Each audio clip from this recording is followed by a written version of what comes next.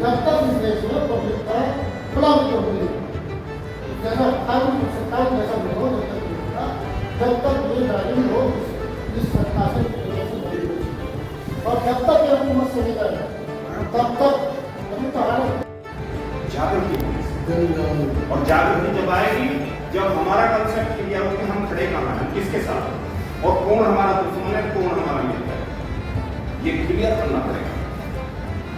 तब तक लड़ाई नहीं हो सकती। एक बात और कहूंगा बस कि 100 आदमी यहां से पड़ोस से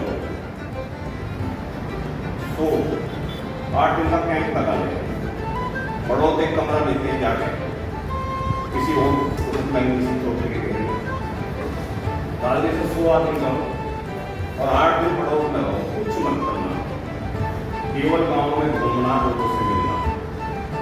तुम्हारी आंखें खुल गई कि आदमी तो ये है। बढ़ाओ प्रोग्राम संजय भाई, ठीक है 50 चलो, वहां रुकने का खाने पीने का खर्चा हम करवा देंगे वहां से। आपको पता चलेगा लोग कैसे और किस तरह लड़ा जाता है, किस तरह अपनी बात कही जाती है। इसलिए सुविधाओं में खूबे हम लड़ने का जज्बा जो अभी कौन कहते हैं, सुखपाल जी कहते हैं, वो दादी नहीं थे 1857 लोग तो गए डीएमडी भी वही और कुछ है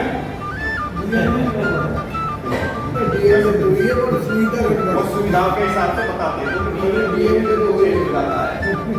डॉक्टर इस बात को पता नहीं क्या।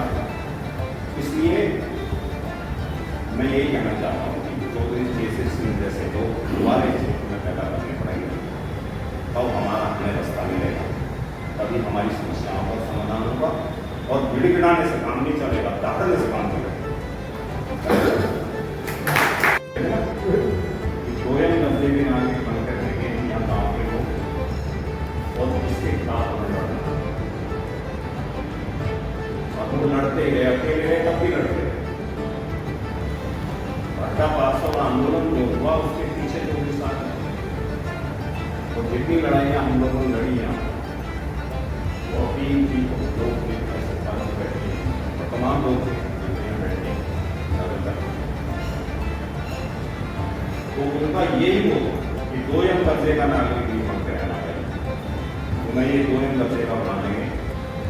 और आज इस क्षेत्र में मुझे लगता जा रहा है कि धीरे धीरे हम लोग 2M दर्जे की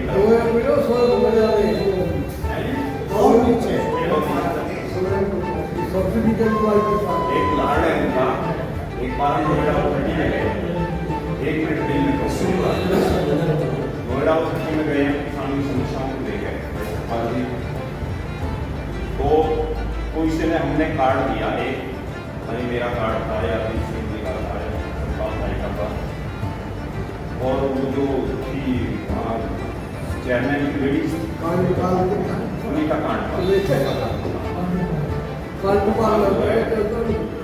हमने वो कार्ड भिजवाया तो उसने गाड़ी भेज और हम गए 4-5 दिन कहाँ है कैसे चल रहे उन्हें सोचो किसान आएंगे हाथ जोड़ते हुए आते नंगे होंगे है ना, होगी उठने से उठा हाथ जोड़ते घुसेंगे तो उसको भी अंदाजा नहीं था। तो जब अंदर चले गए उसने ये कहा गेट पे पुलिस साहब ने कहा तुम्हारी नौकरानी है, तुम्हारी ये हैसियत नहीं है कि हम मालिक हैं और हम जो टैक्स देते हैं उससे तुम्हें सैलरी मिले, तुम नौकर हो पब्लिक और इस बेटी को खुलवा के मारूंगा से बाहर जाओ।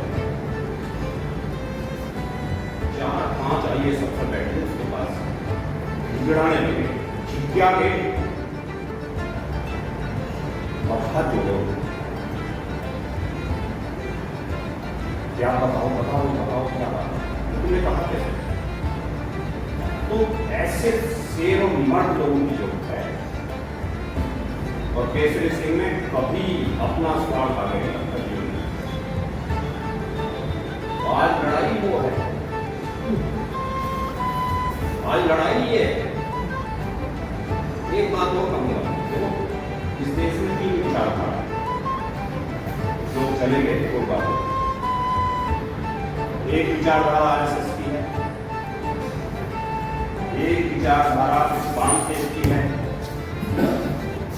और एक विचारधारा सोशलिस्ट समाजवाद। समाजवाद में चौधरी चरण सिंह किया। हमें ये देखना पड़ेगा कि हम कौन सी विचारधारा में हैं, हम कहाँ। पहले ये तो क्लियर करें हम आरएसएस क्या चाहता है। आरएसएस ये चाहता है इस देश में, इस समाज में जो बड़ा है वो हमेशा बड़ा रहना चाहिए, और जो छोटा है वो छोटा रहना चाहिए। यही तो कहता है। वो क्या कहते हैं कि सिर जो है, सिर क्या है,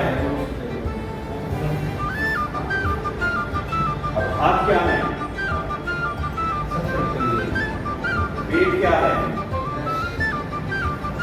और पैर क्या है। अब आप बताओ, आप कौन से माते, आप बताओ आप कौन से माते।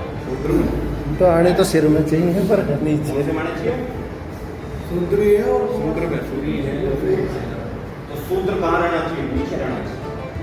इसलिए तुम्हें नीचे इन्हें नीचे बाढ़ो। बड़ी बड़ी गाड़ियों में घूमते हैं, सफेद कुर्ते पहन के घूमते हैं।